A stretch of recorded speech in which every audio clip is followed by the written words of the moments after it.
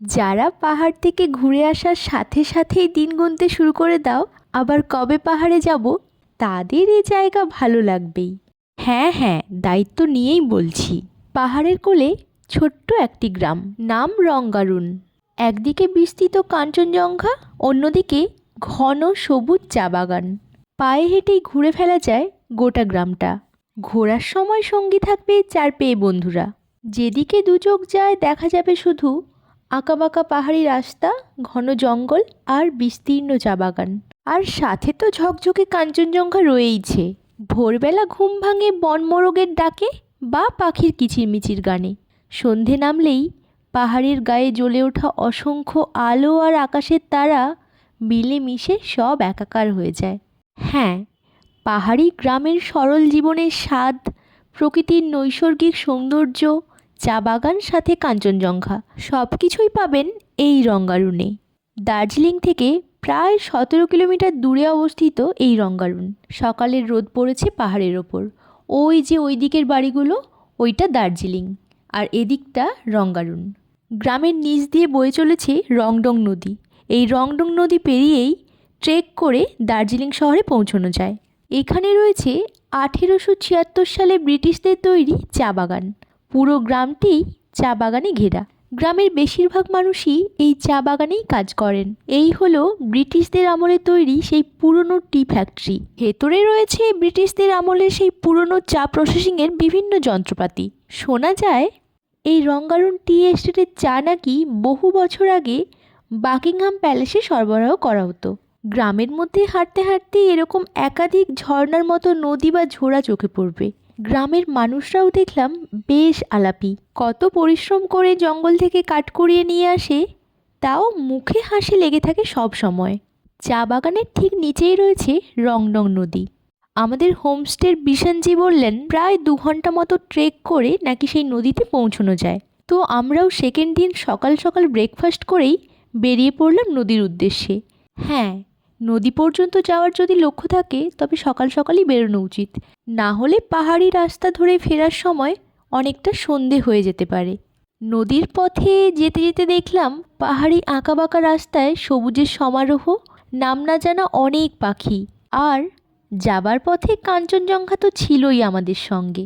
ঘন সবুজ চা বাগানের মাঝে সরু রাস্তাটা ধরে হাঁটতে হাঁটতে মনে হচ্ছিল প্রকৃতি যেন সত্যিই অকৃপণ হাতে সাজিয়েছে এই গ্রামকে। ঘন জঙ্গলে বিভিন্ন প্রজাতির অর্কিড, পাইন, ওর্ক, ম্যাগনোলিয়া, এছাড়া আরও নাম না জানা অনেক অনেক ফুল প্রজাপতিরও দেখা পেলাম। যেতে যেতে হঠাৎই চোখে পড়ল চা বাগানের ধারে গোলাপি চেরি ব্লসম। জীবনে প্রথমবারের মতো চেরি ব্লসম দেখলাম। উফ, এই সৌন্দর্য মনোমুগ্ধকর, বলে বোঝানো যাবে না। মিনিট খানিক ধরে চোখ ভরে চেরি ব্লসম দেখে আবার এগোলাম সেই ঘন জঙ্গলের রাস্তায়। যাওয়ার পথ এতটাই দীর্ঘ যে যত হাঁটছি রাস্তা যেন আর শেষ হয় না। এমন সময় চোখে পড়ল চা বাগানে একদল মানুষ চা পাতা তোলার কাজ করছেন। এই চা পাতা তোলার ব্যাপারটাও প্রথমবারই দেখা আমার, তাই আবারও একটা আলাদা অনুভূতি। হাঁটতে হাঁটতে ভাবছিলাম এই পথে না এলে এত অনুভূতি একসঙ্গে তো পেতাম না। ভাগ্যিস এসেছিলাম। যত নিচের দিকে নামছি রাস্তা ক্রমশ সরু হয়ে আসছে, আর এদিকে নদীর কলকল আওয়াজ আরও স্পষ্ট হয়ে উঠছে। যেন কি এক মায়াবী আকর্ষণে আমরা নিচে নামতেই থাকলাম ক্রমশ। হ্যাঁ, প্রায় 1.5 ঘন্টা মতো ট্রেক করে ফাইনালি আমরা পৌঁছে গেলাম নদীর ধারে। আর আমাদের পুরো যাত্রাপথে এই চার পেয়ে সঙ্গীটা সারাক্ষণ ছিল। বলা যায় ইনিই রাস্তা দেখিয়ে আমাদের নিয়ে এলেন এই নদীর ধারে। ও হ্যাঁ, মাঝ রাস্তায় আবার ইনিও যুক্ত হয়েছিলেন আমাদের দলে।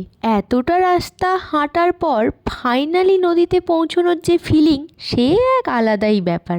নদীতে পৌঁছে দেখলাম বেশ ভালোই স্রোত আছে নদীতে। আর একটু বাম দিকে এগিয়ে দেখলাম একটা ঝর্ণাও নদীর আসল ধারার সঙ্গে যোগ দিয়ে বয়ে যাচ্ছে বেশ। আমরা যে পথ দিয়ে এলাম, ট্রেকার্সরাও নাকি এই রাস্তা দিয়েই এসে নদী পেরিয়ে দার্জিলিং শহরে ওঠেন। নদীর ধারে বসে বেশ কিছুক্ষণ ভালো সময় কাটানোর পর এবার আমরা ফেরার পথ ধরলাম। এখানে কিছু ইনফরমেশান দিয়ে রাখি। আমরা বেরিয়েছিলাম সকাল 10টার দিকে আর হোমস্টেতে ফিরলাম 2টোর দিকে। যদি কারোর পাহাড়ি রাস্তায় চলাফেরার অভিজ্ঞতা না থাকে বা কোনো শারীরিক সমস্যা থাকে, তবে নদীতে না যাওয়াই ভালো। আর যারা ট্রেকিং বা হেঁটে ঘুরতে পছন্দ করেন আমাদের মতো, তারা অবশ্যই একবার ঘুরে আসতে পারেন এই নদী থেকে। কথা দিচ্ছি ভালো লাগবেই। চা বাগানের রাস্তা দিয়ে হেঁটে হেঁটে হোমস্টেতে পৌঁছে ফ্রেশ হয়ে লাঞ্চের পর একটু রেস্ট নিতে না নিতেই সন্ধে হয়ে গেল। দেখলাম ওদিকের পাহাড়টা মানে দার্জিলিং শহর আলোয় ঝলমল করে উঠল একেবারে। টেম্পারেচার তখন 8 ডিগ্রি। 8 ডিগ্রি ঠান্ডায় রাত 9টার মধ্যেই ডিনার করে লেপ মুড়ি দিলাম সেদিনের মতো। সকালবেলা লেপ সরিয়ে জানালা দিয়ে দেখলাম সেই স্বর্গীয় দৃশ্য। শ্বেত শুভ্র কাঞ্চনজঙ্ঘা একেবারে রুমের জানালা দিয়ে দেখা যাচ্ছে। আমার মনে হয় প্রত্যেক পাহাড় প্রেমীর কাছে এ এক আলাদাই অনুভূতি। যতবার দেখি মন ভরে যায়। সকালে একটু বেরিয়েছিলাম গ্রামটার আশেপাশে ঘুরবো বলে। দেখো সবুজ পাহাড়, নীল আকাশ, তার মাঝে কেমন রোদ পড়েছে আর মেঘেরা খেলা করছে। মনে মনে ভাবছিলাম পাহাড়ের গায়ে রোদ পড়লে এমন সুন্দর লাগে বুঝি। ঘুরতে ঘুরতে দেখা পেলাম এই সাদা রঙের চেরি ব্লসমের। আর এই যে চা গাছের ফুল, কত কিনা দেখলাম এই ট্রিপে।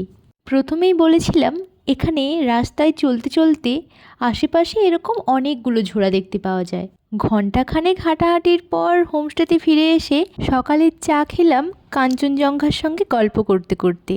তারপর সকাল 9টার মধ্যেই ব্রেকফাস্ট করে বেরিয়ে পড়লাম রঙ্গারুনের অচেনা সৌন্দর্যে হারিয়ে যেতে। হাঁটতে হাঁটতেই চোখে পড়ল রঙ্গারুনের সেই বিখ্যাত ট্রেকার শার্ট।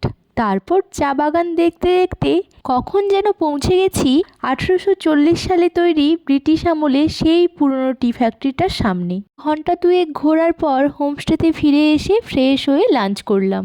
1 ঘন্টা মতো রেস্ট নিয়ে আবারও বেরিয়ে পড়লাম নেচারের সঙ্গে আরও কিছুটা সময় কাটাবো বলে। বিকেলে হাঁটতে হাঁটতে ফিল করলাম পাহাড়ে সূর্যাস্ত ঠিক কেমন হয়। ট্রাস্ট মি, এই ম্যাজিক্যাল পরিবেশে কিছুক্ষণ বসলে প্রতিদিনের সেই ব্যস্ততা, চিন্তা, কষ্ট সব ভুলে যাওয়া যায়। ধীরে ধীরে সন্ধে নেমে এলো। এবার হোমস্টেতে ফেরার পালা।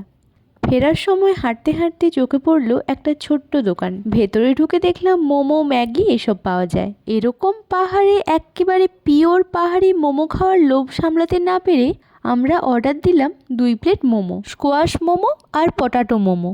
সেদিনের সেই 7-8 ডিগ্রি টেম্পারেচারে এরকম ধোঁয়া ওঠা গরম গরম পিওর পাহাড়ি মোমোর টেস্ট জিভ কিন্তু এখনও ভুলতে পারেনি।